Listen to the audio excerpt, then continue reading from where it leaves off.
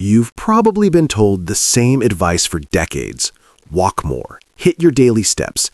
10,000 steps equals good health. But that advice is incomplete, especially after age 60. A 2023 study from the University of Missouri revealed something unexpected. Adults over 60 who performed targeted seated exercises improved their functional strength by 27% more than those who only walked. That difference can mean climbing stairs confidently instead of needing support. Walking is excellent for your heart, but it does very little to stop muscle loss. That loss is called sarcopenia, and it begins as early as age 30, reducing muscle mass by 3 to 5% every decade. By age 70, many adults have lost nearly 30% of their strength. Research backs this up. A 2022 Harvard Medical School study tracked over 2,000 seniors for 18 months. Those who did seated resistance exercises gained muscle.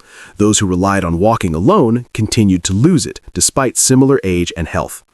And the most remarkable finding comes from one specific movement we'll share at the end. In adults over 65, it increased bone density by 19%. Surgeons now recommend this same exercise to patients recovering from hip replacement surgery because of how effective it is.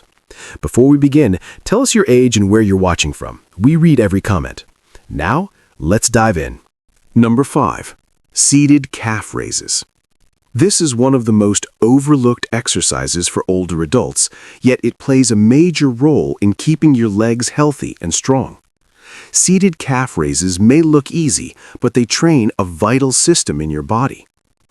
Your calf muscles, the gastrocnemius and soleus, power what doctors call the venous pump. Each time these muscles contract, they help push blood from your feet back toward your heart. Without enough strength here, blood can collect in the lower legs, leading to swelling, visible veins, and higher risk of blood clots. A 2021 study in the Journal of Applied Physiology followed 140 seniors with mild circulation issues. Those who performed seated calf raises 3 times per week saw a 41% improvement in venous return after 12 weeks. Many reported reduced ankle swelling and improved leg comfort, along with lower risk markers for deep vein thrombosis. Walking does activate the calves, but the effort is spread across many muscles. Seated calf raises focus directly on these pumping muscles, making them work more effectively. To do this exercise, sit in a stable chair with your feet flat and knees bent at about 90 degrees. Press through the balls of your feet and lift your heels as high as you can. Hold for 2 seconds, then slowly lower your heels back down. That slow lowering phase is essential for building strength. Begin with 15 repetitions and progress toward 3 sets of 25. When that feels easy, add a book or light weight on your thighs for extra resistance.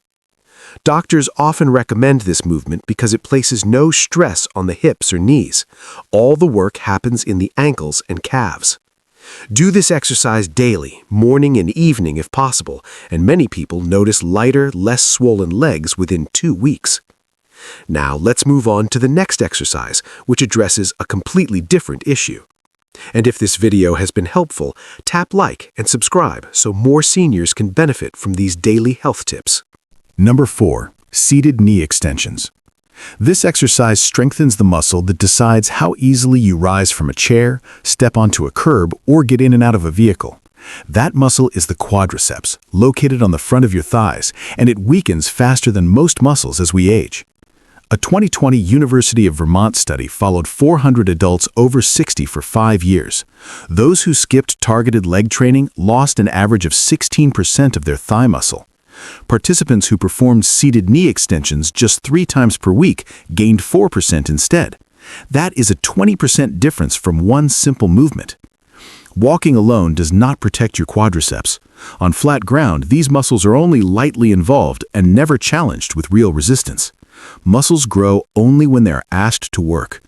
Seated knee extensions change that by lifting the lower leg against gravity, sending a clear signal for strength and muscle growth. To perform the exercise, sit upright in a chair with your back supported. Hold the sides of the seat. Slowly extend one leg until the knee is fully straight and your toes face upward. Hold for 3 seconds while tightening your thigh. Then lower the legs slowly over 4 seconds. Switch legs and repeat.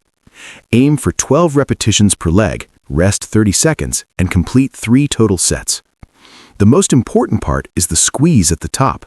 A 2023 study in the European Journal of Applied Physiology found that people who focused on contracting the muscle gained 31% more strength than those who simply moved their legs.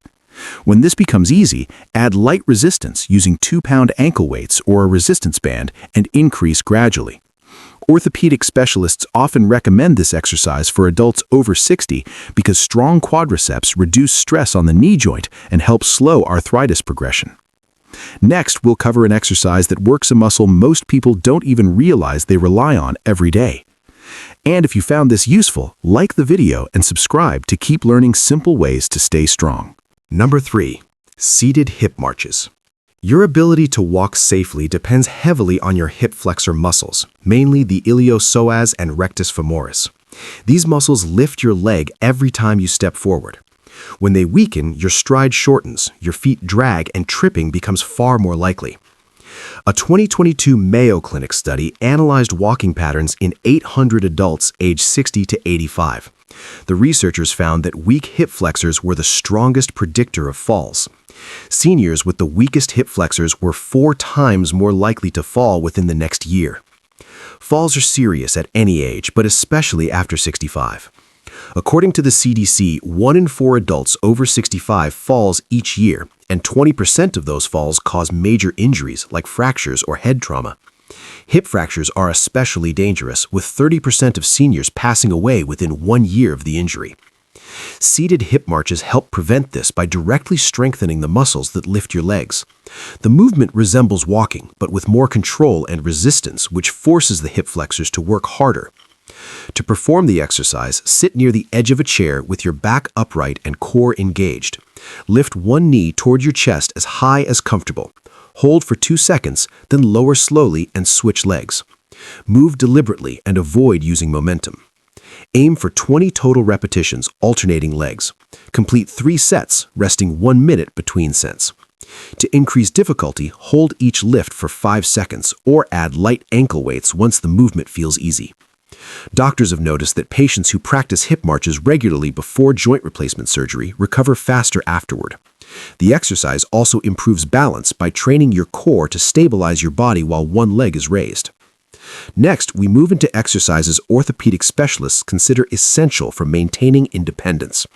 And if this made sense to you, tap like and join our community by subscribing. Number 2. Seated rows with a resistance band. Many daily tasks rely on pulling strength, such as lifting yourself out of bed, opening heavy doors, carrying bags, or pulling clothing into place. These actions depend on the muscles of your upper back, including the latissimus dorsi, rhomboids, and rear deltoids. When these muscles weaken, posture begins to collapse, the shoulders roll forward, and the upper spine curves into kyphosis. This forward rounding is more than a posture issue.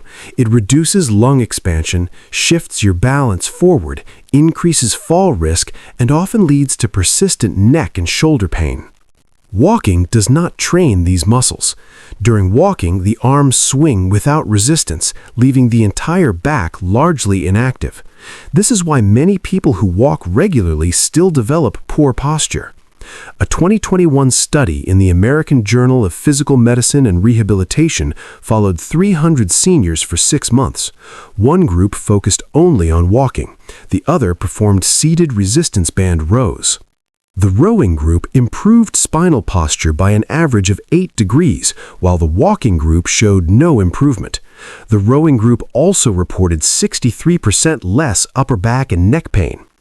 To perform seated rows, sit upright in a chair with your feet flat and about hip-width apart. Loop a resistance band around the soles of your feet and hold the ends in each hand. Begin with your arms extended and the band under light tension. Pull your elbows back while squeezing your shoulder blades together, as if drawing them toward your spine. Hold this position for 2 seconds, then slowly return your arms forward under control. Perform 15 repetitions per set and complete 3 sets. The final repetitions should feel challenging, if not, increase the band resistance. Surgeons often recommend this exercise after spinal procedures because strong back muscles help support and stabilize the spine, keeping it aligned and protected. Next, we reach the most important exercise of all, the one doctors prescribe more than any other for maintaining independence. And if staying active matters to you, like and subscribe for more trusted tips. Number 1. Sit-to-stand squats. If you had to choose just one exercise to keep for life, this would be it. The sit-to-stand squat is more than a workout. It is one of the strongest indicators of long-term health and independence. A well-known study in the European Journal of Preventive Cardiology followed over 2,000 adults older than 51 for about 6 years. Researchers found that individuals who could not rise from a seated position on the floor without using their hands were 5 to 6 times more likely to die during the study period. This movement activates nearly every major muscle in your lower body at the same time. Your quadriceps straighten the knees, your glutes drive the hips forward, your calves stabilize the ankles, your core maintains balance while your back keeps your spine upright. Very few exercises train all of these systems together. What makes this exercise even more valuable is that it mirrors daily life. Standing up from a chair, getting out of a car, rising from the toilet, or standing after sitting for a while all use this exact pattern. Training it builds strength that directly transfers to everyday movement. A 2023 study referenced earlier showed that adults over 65 who practiced sit-to-stand exercises 3 times per week increased bone density by 19% in the hips and femurs. This is significant because bone density normally declines with age. The pressure created during standing sends a signal to bones to rebuild and strengthen. Because of this, orthopedic surgeons now prescribe this exercise as preventative care.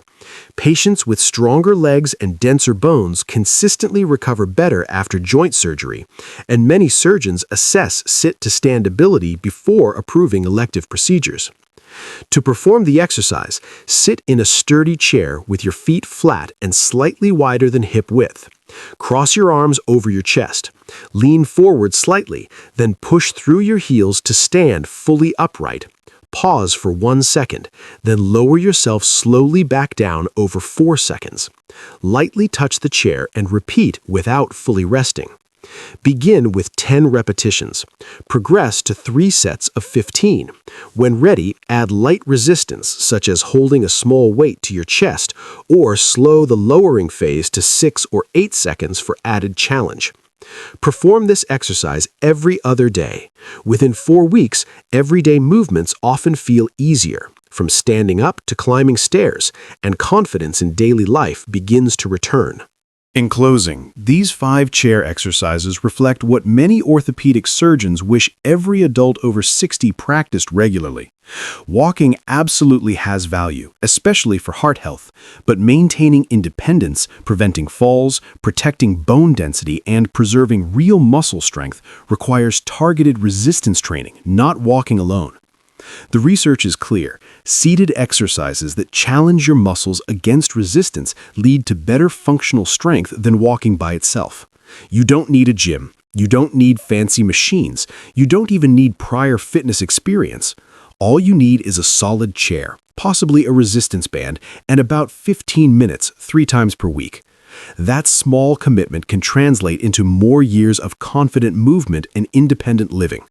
Start with exercise number 5 and practice it for a week. Then add number 4.